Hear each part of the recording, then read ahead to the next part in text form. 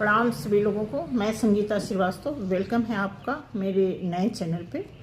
मैं आज उन सभी मम्मियों से बात करूंगी जो अपने बच्चों को बहुत ज़्यादा डिसिप्लिन में रखती हैं। तो बहुत अच्छी बात है, बट इसके साथ साथ ये कहना है कि कहीं डिसिप्लिन की ऐसी अधिकता ना हो जाए कि बच्चे अपना हक खो दें।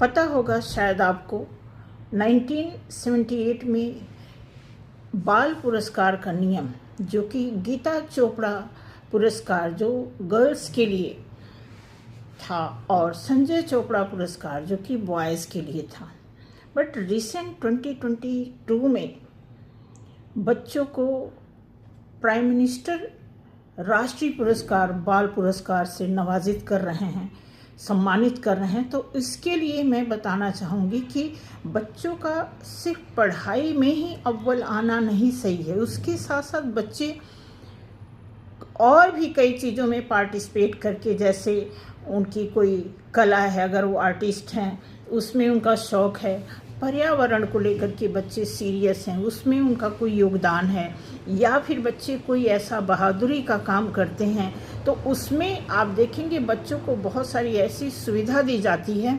जो जिसके वो हकदार हैं। तो यहाँ पे जैसे राष्ट्रीय भवन में आप देखेंगे कि राष्ट्रीय भवन में भारत के राष्ट्रपति द्वारा सम्मानित किया जाता है।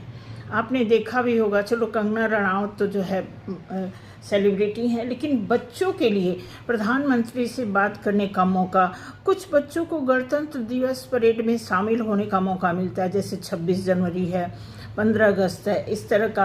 तो अच्छा मौका है। उन्हें नकद पुरस्कार मतलब उनको कैश दिया जाता है, प्रमाण पत्र और मेडल दिए जाते हैं। ऐसी ऐसी सुविधा है गवर्नमेंट की तरफ से।